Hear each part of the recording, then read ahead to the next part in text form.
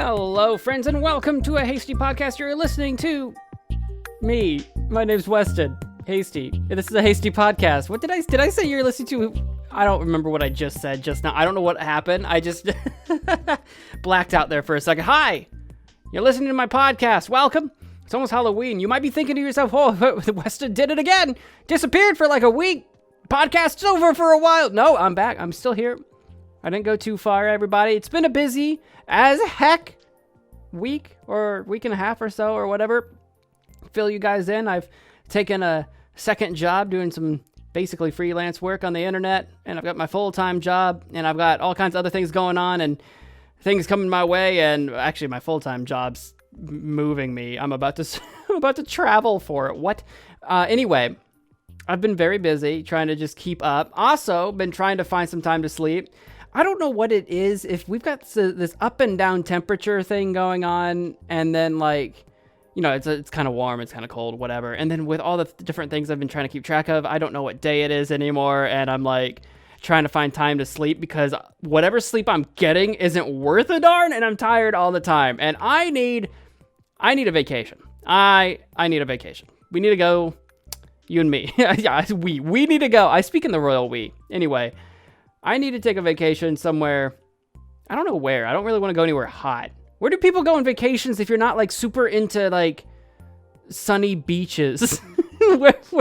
where does one vacation if you actually just kind of enjoy sitting on a deck in the rain and drinking coffee? And by deck, I mean like covered deck. Like, you know, you're like inside, but also not, and you can smell the rain.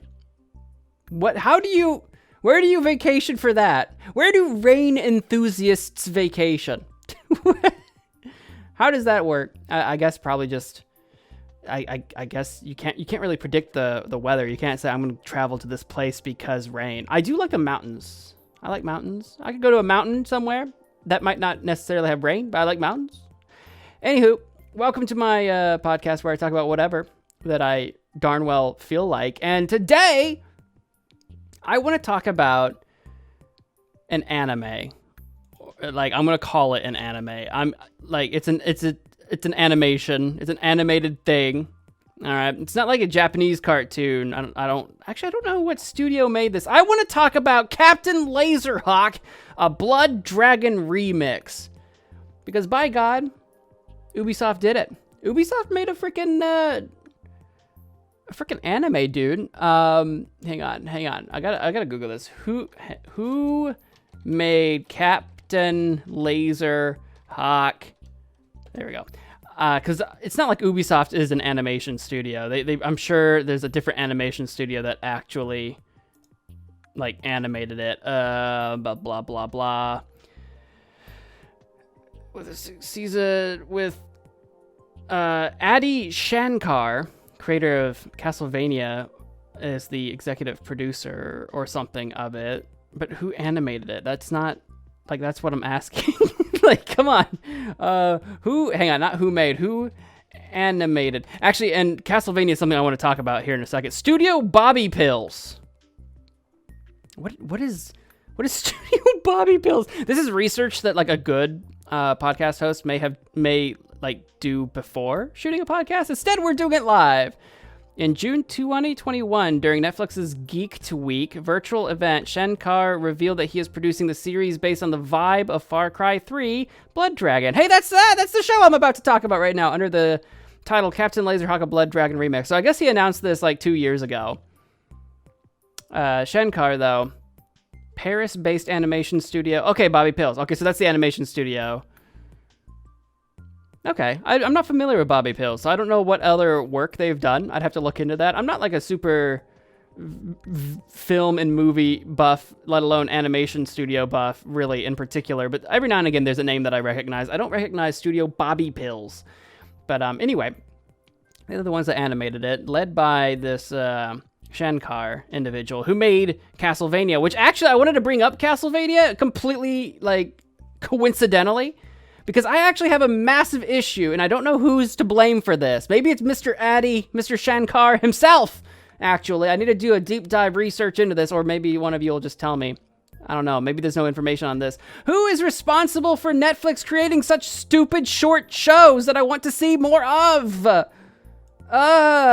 Okay, so here's how that sounded like the most non-committed ugh I think I've ever made. So Captain Laserhawk, a Blood Dragon remix, is an animated series on Netflix. It racks in a whopping 6 episodes, which I didn't realize when I started watching it. I was like eating dinner or something, and I wanted something to watch while eating, and then I ended up binging this whole thing in one go because it's only 6 episodes. I think I got to like episode 5. I got like halfway through episode 5, and I was like, oh, I'm probably about halfway through this. And no, I was almost done. And I was so upset. Now I'm not surprised entirely because the show moves at a pretty breakneck pace in terms of pacing, in terms of like how much is getting done and how much screen time there is. But who's responsible for this? Castlevania. I wanted to bring up Castlevania. Castlevania, when it released, I don't even want to call it a season. Season 1, part 1, whatever you want to call it, was 3 freaking episodes long. 3. I don't understand. Okay, so my big issue here, and then we'll talk more about actual Captain Laserhawk, the show, here in a second, but who's responsible for creating these insanely short seasons or series that could just be a movie? Like, because each episode of Captain Laserhawk is like, I don't know, 20 odd minutes. You're done with the entire show in less than 3 hours. It's just a long movie. If you've got time for a long movie, you can watch this whole season. Why is it a show? It could just be a long movie. Why? And maybe there's probably some science behind that, because I feel like I fall into this trap myself, where it's really easy to flip onto Netflix and say, I've got some time to watch an episode, and then you end up watching a zillion anyway. But very rarely do I feel like I sit down, oh, I've got time for a movie. I don't know what in my brain thinks that I don't have time for a movie, because I will sit there and watch an entire season of anything, even if it's more than 6 measly episodes. I'll sit there and binge 5 hours of a show and say, oh, I guess I could have watched like 2 movies in this time. So maybe that's why. Maybe there's some sort of science where it's like, okay, I've got the money to make a show, to make a thing, but I don't want to make a movie because no one's going to watch it. I'll make it a show, even though it's just as long as a movie would be. Because honestly, Captain Laserhawk, a Blood Dragon remix, I'm just going to refer to as Captain Laserhawk from now on, which will be confusing when I'm just talking about Laserhawk, the character. Actually, I'll probably refer to Laserhawk, the character, as just Laserhawk, or his first name is Dolph. All right. Captain Laserhawk, the show, was really good. I enjoyed it. I have issues with it being so short because I want to see more of it. And it's upsetting that it's 6 episodes. How long should a season be? Like, if I just Googled this, hang on. How long is a show season? I'm going to say show because it might try to tell me, like, I don't know, like, oh yeah, fall or autumn is exactly this many days. No, I mean, okay, listen to this. Google says, thus, a full season on a broadcast network now usually runs from September through May for at least 22 episodes. I don't know. This is drawing from Wikipedia, it looks like. A full season is sometimes split into 2 separate units with a hiatus around the end of the calendar year. Blah, blah, blah. So if it's like split, then you might have like 11 episodes in a 22 episode season. And that is actually still how long I believe seasons should be in my brain, is 20 odd episodes. In my brain, that makes sense. And I'm so upset that Netflix is like, no, 10. 10 is the maximum. And you'll be lucky if you get that. And I'm like, that is so upsetting. In particular for animated shows, I guess. I don't really know about live action shows so much. If they still maintain a longer number of episodes or not. But animated, by God, if you can get them to 10, you're lucky. Which is funny because you could just be watching, like, I don't know if you were watching an anime on Crunchyroll or something, right? Like, seasons don't drop with just 6 episodes. If they don't drop like all at once, you're going to be in for a dozen or dozens of episodes. So I'm really miffed about this. I'm really miffed by this culture of having 6 episode seasons Like, if you're going to do that, you know what, just commit to 20 episodes, and if you don't want to release them all at once, just release 1 or 2 at a time. We've seen that actually before. Something like, actually, how many episodes were in that Vox Machina show that Amazon presented? I think, how many episodes did they end up getting? Hang on. I don't want the number of episodes. See, The Legend of Vox Machina, number of episode 24, it says. Did it have 24? Or was that for both seasons? Hang on. Season 1. Was it 12? That's what I thought. The first season consists of 12 episodes. All right. Beautiful. So that released, and the reason I'm bringing this up is so Amazon bought the license to air or whatever this The Legend of Vox Machina, which is a D&D based animated series, right? They bought the rights to air this, and they aired it on Amazon Prime, and it's 12 episodes. And what they did is they released 2 episodes, I think it was 2 episodes at a time every week for like 6 weeks or something like that. It was either two episodes at a time for 6 weeks, or it was like 4 episodes over the course of 3 weeks. I forget, but they released them in like small batches over a period of time to like keep the hype up, but still you have more to watch than just 1 episode. So you're not just like doing the TV thing of watching only 1 episode a week for 12 weeks, you know? Which people don't, myself included, people don't seem to enjoy doing as much on like streaming services as people would like on TV. On TV, you will wait a whole week for 1 episode to come out for some show that's been running for years or something like that. I don't know, like I'm thinking something a la Dexter. Like I remember watching Dexter, but or Burn Notice or something, which tells you how far back the last time I watched network TV was. But my point is, if you want to do like something where you don't release everything all at once, then do that. Do a couple episodes or have a longer release period, but have a season be more than 6 freaking episodes.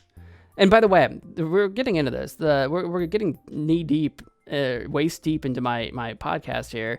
Captain Laserhawk, a Blood Dragon remix, ends the season 1 on a massive cliffhanger, as you might well expect, because it only had 6 episodes. Massive cliffhanger, and it feels like none of the story is like accomplished. The whole thing, every episode is just a series of plot twist after plot twist after plot twist. And like, oh, the plot thickens. Oh, new characters. Oh, this happened, that happened. The pacing is breakneck. Like you're moving at such a speed. And it's kind of nice because there's no filler. The action remains very high.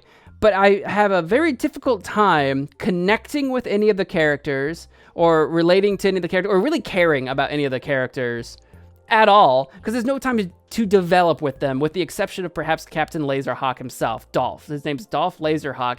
You have some time to relate to him because he's sort of the single main character throughout the entire thing that you're going to be following, basically his story.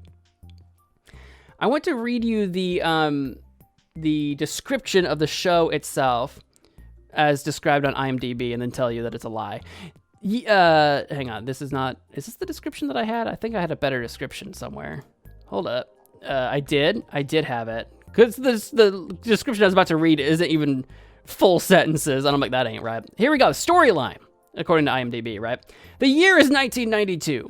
The country formerly known as the USA is now called Eden, a technocracy ruled by propaganda and corruption. Super soldier Dolph Laserhawk has just been betrayed by the love of his life and locked up in Eden's top security prison, Supermax.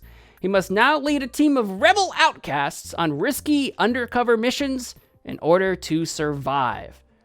All right, so that's like 1 episode of the dang show. Like that storyline is the most, like, we just don't want to spoil anything, but we want to sound interesting storyline I've ever heard. That is like 1 episode is that at all. Arguably 2, but like that's not the story like at all. But like it's so difficult to tell you what the story is without massive spoilers because it's only 6 episodes long. The only thing that's interesting about the show is just spoiler after spoiler. So of course what they tell you is the most milquetoast description of the show. I want to tell you what put me onto this show to begin with, all right? what put me onto this show to begin with was I'm scrolling through Netflix looking for something to watch, and my boy Rayman shows up on the trailer for the show. I'm like, hold up, Rayman? So this show, I haven't described this properly because I'm all over the place. This show is like produced or whatever, or in association with in some way Ubisoft. So you have a bunch of Ubisoft characters in the show. All right, Dolph Laserhawk himself, I believe, is a character in that. What the heck did I say earlier? Far Cry Blood Dragon. There's a couple other characters from Blood Dragon because the show is inspired heavily from Far Cry. And there's other characters from other video games as well, including, like I said, Rayman. Sam Fisher from Splinter Cell fame is in there, which, by the way, I'm not the biggest Ubisoft player. There is an assassin. There is an assassin in the show. I don't know if... His name is Bullfrog. I don't know if he himself is a character in a specific video game or not. He seems like he would be because he's got a lot of character. I didn't try to Google it. I feel like I should have. He's got a really fun ability where he like just vomits like a massive bubble. And the bubble can be used to like see the future. Now, I feel like that's not a spoiler at all because it's literally like used twice in the entire show. So, and I'm like, I feel like this is a plot point that should have come up a lot more often. I'm just saying. But so there's an assassin from Assassin's Creed fame. There's like I said, Far Cry references and Rayman. And there's probably other stuff in the show as well that are probably Ubisoft nods that I'm not super familiar with. The Rabbids make an appearance. Anywho, a lot of Ubisoft things going on. So that's what brought me onto this show to begin with. Was like, my boy Rayman? I know Rayman. I love Rayman. And I get into the show, and like I said, this is a technocracy. The storyline says that this is a technocracy ruled by propaganda and corruption. So think dystopian future, right? And it's run by propaganda. Rayman, my boy Rayman, what'd they do to you? He's like the face of this propaganda. He runs this like news network, or he's like the anchor. He's like the news anchor of this news network that is the mandated watching for the entire city. He's the face that's telling the city how to live and how to be a good moral Eden like a civilian or whatever. So it was kind of fun just having Rayman be in the show and doing Rayman things. And he's got a whole arc that I'm not going to spoil, and I'm glad he had an arc because he's the reason I tuned into the show. So he's got a whole arc that's very interesting, and I want to see so much more of it. I'm a little miffed with how that arc ends for at least season 1 because I don't know where it goes from there, but we'll see. Maybe. I assume there'll be a season 2. There has to be. I guess if the show's popular, I guess there will be, but Lord knows when it'll be. Let me say that this show is TVMA. There's lots of blood, gore, I think swearing. I don't even remember if there's swearing or not. Probably is. Just adult themes. This isn't for kids. And Dolph, he's how did this thing go? Yeah, he's betrayed by the love of his life. That definitely happens. I guess I shouldn't spoil who that is, even though like I guess it's already pretty obvious there if you come into it knowing he's going to be betrayed because you know who he's... So the love of his life is this... What was his name? Taylor? Something Taylor. Mary, Barry, Derry, Taylor? Something Taylor. Hang on. I got this. Where are you at? Alex Taylor!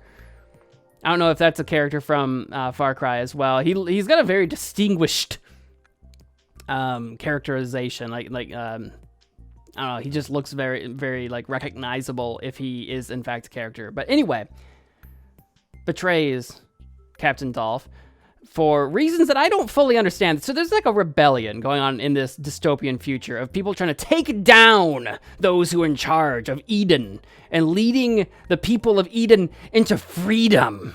So there's this sort of rebellion, right? And that's who ostensibly Alex Taylor is supposed to be working for or with, is this concept of rebellion. But if you're watching the show, you're really not going to see much evidence of rebellion really being a thing, which I find interesting. Like, there's the concept that there at least should be a rebellion, but once Alex Taylor's like arc is complete, I would say for the sake of season 1 complete. Once his arc is complete, it's like, well, who else is there in the rebellion? Like, we've met like no one else. Like the ball is rolling, but like Alex Taylor has this whole like thing where he tries to get basically the city to fight itself, essentially. I think the idea is to create a ton of chaos in Eden so that the rulers that be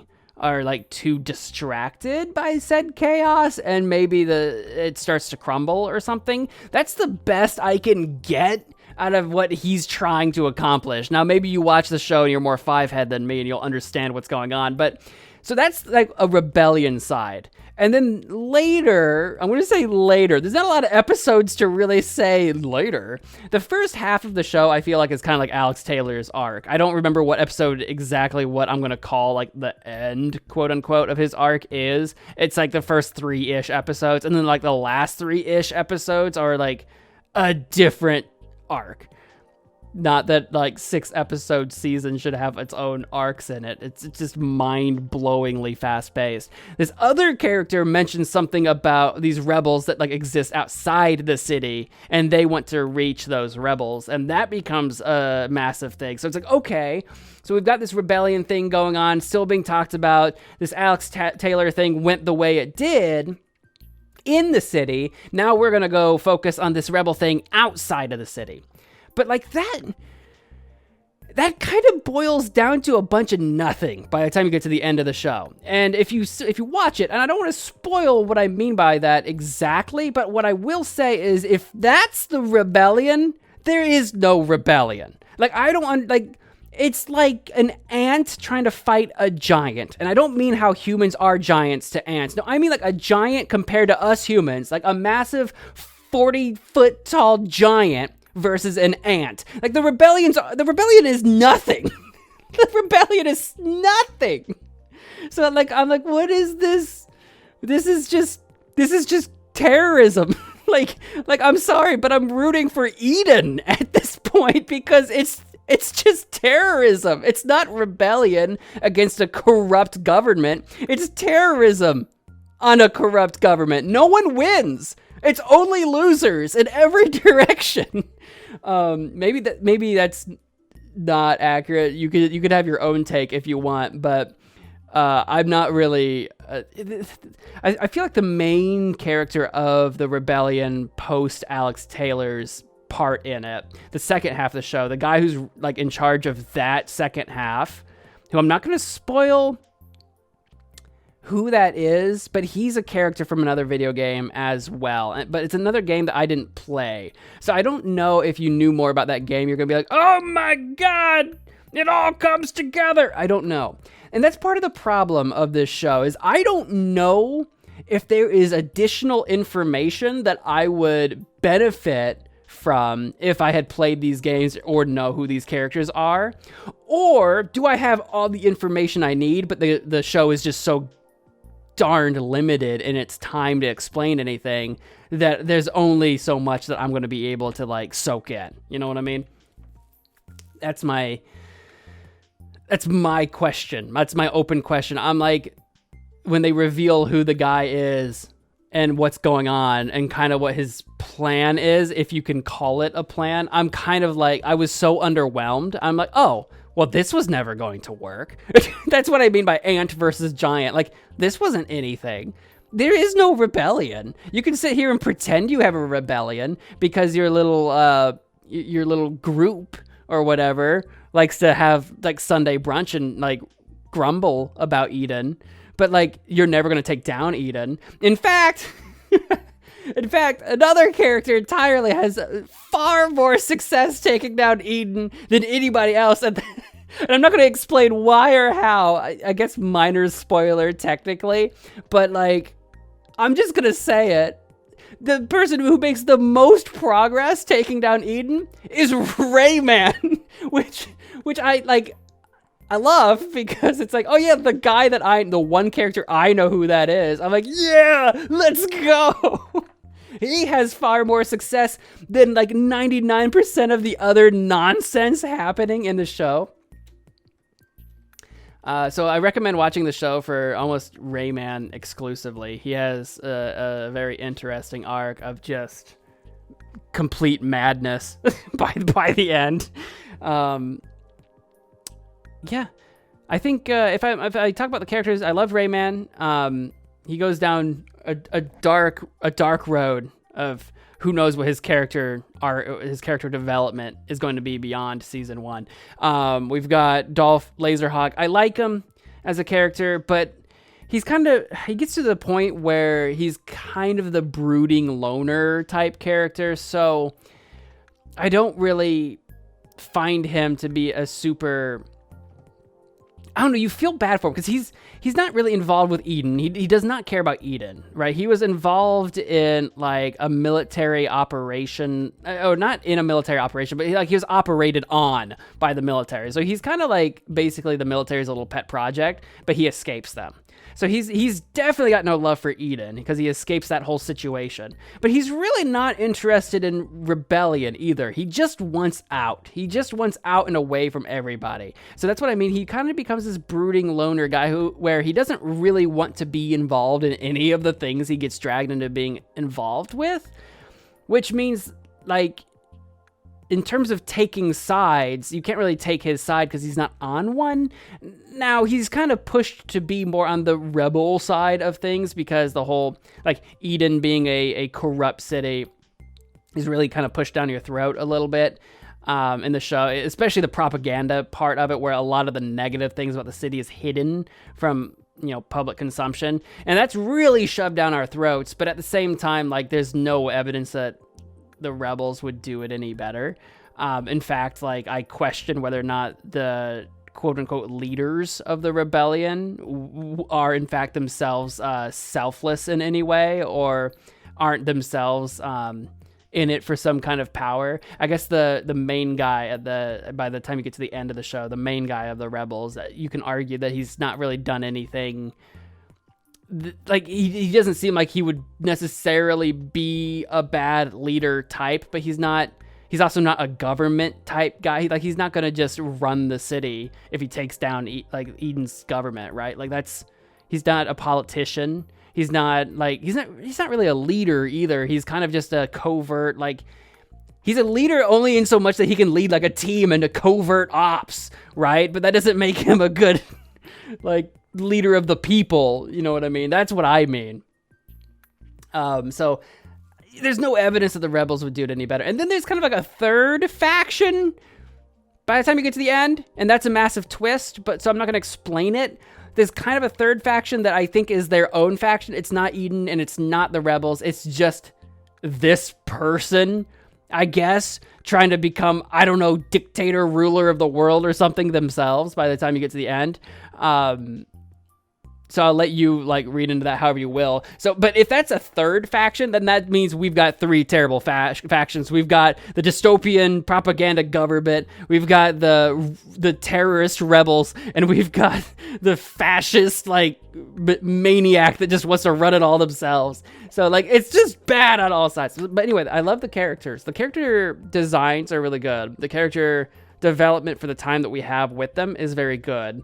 They're very memorable characters, and they're very on their sleeve with their opinions, beliefs, and emotions because they have to be in the short amount of time they have to develop. So it's very on the sleeve. You will, despite the time that you have, you will find yourself more connected to some characters than others that I think are almost bait characters. There's certain characters where they're trying to lure you in, like, feel something for this person. We want you to feel something for this person, which, like I said, again, not a lot of time to develop. So when you dissect it later, you're like, oh yeah, I know what you were doing here. But the plot itself is highly convoluted. But if you take the show as being just action and focus on the characters and just what's in front of you, like what needs to be done now. If you just focus on the plot moment to moment, it doesn't feel convoluted at all.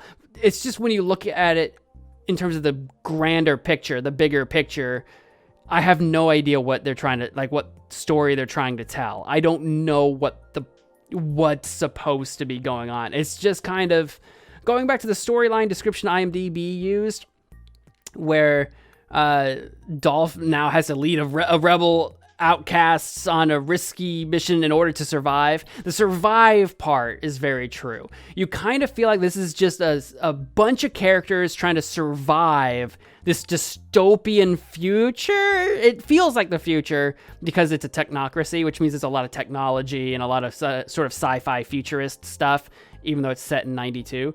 I don't know why 1992 in particular. Maybe that's significant in some way. Maybe to be slightly recognizable in some way, like the city, the Eden that they're in, but it's really not. So I'm not sure, but it feels kind of future-y because it's a technocracy. They're going for that cyberpunk look a little bit. They're going for cyberpunk. I think kind of in a way, it's like, oh, I don't know if it was Ubisoft or if it was the, who do we say made this? Addy? What was your name? Hang on. Where was it? Hang on. Hold on. Adi Shankar. I didn't want to just take a shot in the dark at what his name was and then just be wildly wrong. Adi Shankar. I don't know if this was his inspiration where he's like, oh, well, Cyberpunk made an anime, the Edge Runners one, and it was super successful and really great. And of course, he had already done work on Castlevania, so he already kind of had experience doing video game-based shows, so he wanted to do more of the same, or I don't know entirely what the inspiration was, but it definitely feels Cyberpunk inspired is what it feels like, but with much less time to do the development with. Do I recommend it? Do I recommend watching it despite all of what I've said, or maybe even because of all that I said? I do, because also it won't take up a lot of your time. So yeah, it like each episode's like 22 minutes. You'll be done in like less than 3 hours. You can binge it in one go or split it into 2 goes if you want. If you do split it up, I recommend watching episodes 1 through 3 and then 4 through 6, like literally in half. Seems like the most sensible. It seems like. They mix up. I didn't even talk about the art direction and animation style. Animation is very fluid. There's actually a live action part that's stylized to look like I don't know, FMV or something like that. FMV video games. But in terms of art direction, they have a couple of sections where there's scenes where it feels a lot more video gamey. So very heavily there is a nod towards video games being the inspiration for this show. That will either be really fun or really jarring. That will be up to you to decide. They don't usually outstay their welcome, except with the exception of the FMV section that starts around episode 4, I think. There's a bunch of heavy use of FMV. I understand the reason for it in terms of world and plot-wise. It just happens to be a really long section. So like compared to the other sections. So if that's not your cup of tea, at least the show itself isn't very long anyway. You'll get through it. I do recommend the show. IMDb has it listed as 7.2 out of 10. That feels about right. It's not like mind-blowingly amazing. It's just really good. Maybe 8 out of 10 from me. Somewhere between the 7 and 8 sounds really good. I feel like if it had more time to develop and really flesh out its plot over the course of 10 or 12 episodes, as long as they could have kept up the writing and the character development, so as they could have maintained that for a longer period of time, I probably would have bumped my score up higher. It feels like right now for an entry to hopefully another season or 2, I feel like it's a really promising start. If this is all we ever get, that will be supremely disappointing. All right, that's me talking about Captain Laserhawk, a Blood Dragon remix. What do you think? Should seasons be longer than 6 freaking episodes? Let me know wherever you can get a hold of me. That's my show. Thank you for listening. Support me on patreon.com/Weston Hasty. Until next time, bye.